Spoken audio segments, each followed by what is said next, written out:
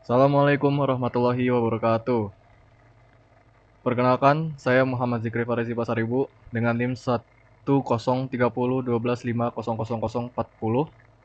Di sebelah kiri saya ada Rafil Junior dengan NIM 103012530012. Sebelahnya lagi ada Raihan dengan NIM 103012500366. Kami akan menjelaskan hasil pengerjaan tugas besar statistika yang sudah kita lakukan dengan jumlah sampel 200. Kemudian kita visualisasikan datanya agar melihat sebuah korelasi dari variabel-variabel yang kita sediakan. Dalam proyek ini saya mencoba memahami bagaimana cara mengolah data, mencari nilai statistik penting, dan membaca grafik seperti histogram, scatter plot, dan juga box plot. Langsung aja kita masuk ke pembahasan presentasi. Next. Latar belakang proyek kita itu tentang seberapa pengaruh olahraga terhadap kebugaran seseorang, seberapa pengaruhnya bagi kenyamanan tidur mereka, yang sebelumnya ini sudah kami lakukan survei dengan membagikan link Google Form kepada banyak orang, kepada minimal 200 sampel, 200 orang yang kita tanyakan, dan sehingga kami dapat melakukan perbandingan korelasi berdasarkan variabel-variabel yang kami punya. Next. Untuk variabel mentahnya kita ada banyaknya olahraga yang dilakukan selama 1 minggu, kemudian ada lama durasi perolahraga yang dilakukan, tingkat kebugaran yang dirasakan selama 2 minggu terakhir, dan juga tingkat kenyamanan tidur selama 2 minggu terakhir. Next. Kemudian ada variabel yang sudah kami namakan juga. Untuk tingkat kebugaran kita beri rasio 1 sampai 4, 0 sampai 4, sorry. Untuk variabel tingkat kenyamanan tidur kita beri rasio di angka 1 sampai 5. Next. Untuk variabel, ada 2 variabel yang kita olah untuk menentukan range min median. Itu di B itu ada banyaknya olahraga, kemudian ada lamanya olahraga untuk di variabel C. Untuk di variabel B, di range-nya itu kita menemukan range 7, minnya 1,93, B-nya 4,5, mediannya 4,5, modus 0, minimumnya 0, maksimumnya 7, standar deviasi variabel B 2,31. Kemudian untuk variabel C yang lamanya olahraga, range-nya di sekitar 180, minnya 65,55, mediannya 60, modusnya 30, nilai minimumnya 0, maksimumnya di 180. Untuk standar deviasi di 58,01. Hasil visualisasi dalam bentuk histogram, kita dapat melihat bahwa orang semakin banyak olahraga di dalam 1 minggu itu, maka tingkat kebugaran mereka juga semakin meningkat di kisaran berapa itu? Ya segitu. Next. Kemudian last, histogram juga berdasarkan tingkat kenyamanan. Semakin banyak orang yang melakukan olahraga dalam 1 minggu itu, mereka mendapatkan tingkat kenyamanan tidur yang tinggi juga. Next. Kemudian ada scatter plot. Di scatter plot itu perbandingan antara variabel lama olahraga dan tingkat kebugaran. Kita dapat melihat apa visual datanya. Ada juga yang sabar. Lama olahraga sama kenyamanan tidur, tingkat kebugaran.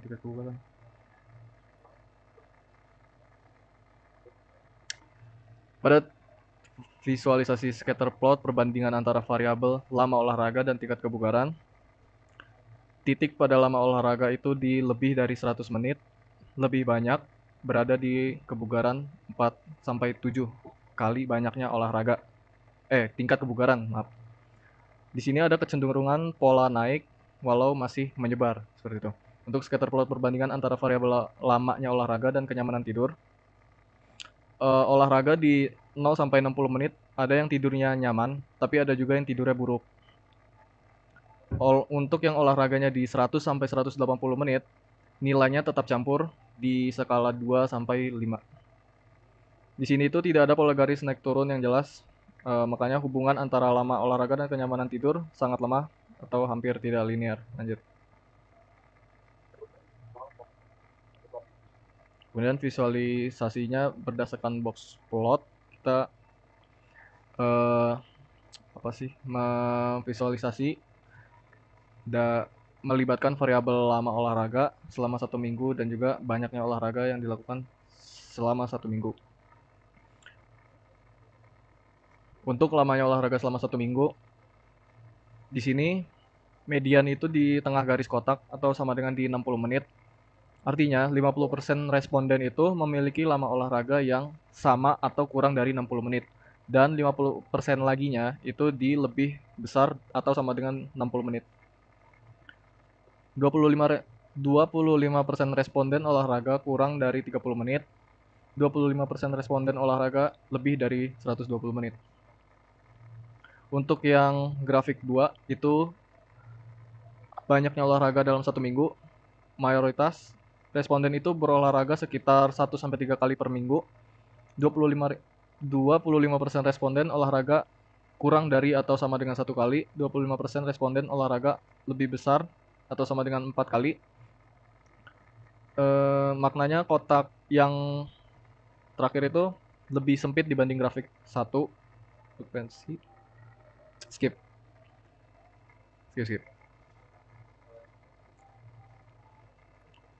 Next. Kemudian kita masuk ke materi CLO3 regresi linear. Lanjut. Regresi linear. Pada graf pertama itu hubungan frekuensi olahraga dengan tingkat kebugaran tubuh. Hasil analisis menunjukkan adanya hubungan positif antara frekuensi olahraga dan tingkat kebugaran tubuh. Garis regresi memiliki arah meningkat, yang berarti semakin sering seseorang berolahraga, maka tingkat kebugaran tubuh cenderung meningkat.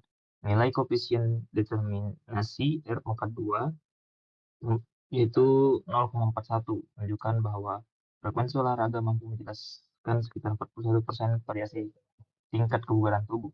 Graf kedua, hubungan frekuensi olahraga dengan tingkat kenyamanan tidur. Grafik menunjukkan adanya hubungan positif sedang antara frekuensi olahraga dan tingkat kenyamanan tidur. Peningkatan frekuensi olahraga diikuti dengan kecenderungan meningkatnya kenyamanan tidur. Nilai R pangkat 2 yaitu 0,36 menandakan bahwa sekitar 36% kenyamanan tidur dipengaruhi oleh frekuensi olahraga. Next.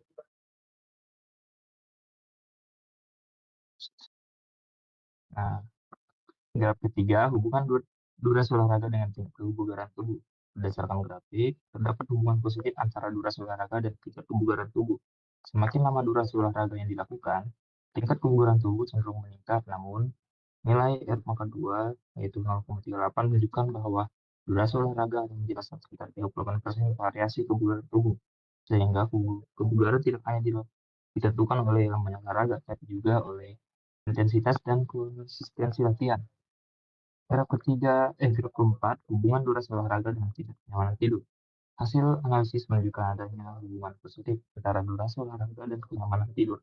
Individu yang berolahraga dengan durasi lebih lama cenderung memiliki tingkat kenyamanan tidur yang lebih baik. Nilai R pangkat 2 yaitu 0,33 mengindikasikan bahwa durasi olahraga berkontribusi sekitar 33% terhadap kenyamanan tidur. Baik, saya akan menjelaskan analisis multivariabel.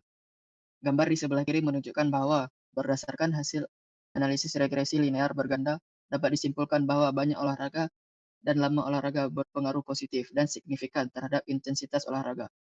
Model yang dibentuk mampu menjelaskan sekitar 56,6% variasi intensitas olahraga, sehingga menunjukkan bahwa semakin sering dan semakin lama seseorang berolahraga, maka intensitas olahraganya cenderung meningkat. Model regresi yang digunakan juga terbukti signifikan dan layak untuk digunakan dalam analisis. Sekarang scatter plot matrix. Di sebelah kiri saya ada scatter plot olahraga. Berdasarkan scatter plot matrix, terlihat adanya hubungan positif antara banyak olahraga, lama olahraga, dan intensitas olahraga. Pola sebaran data menunjukkan bahwa semakin sering dan semakin lama seseorang berolahraga, maka intensitas olahraga cenderung meningkat. Tidak terlihat pola ekstrim atau penyimpangan yang signifikan, sehingga hubungan antar variabel dapat dianggap cukup.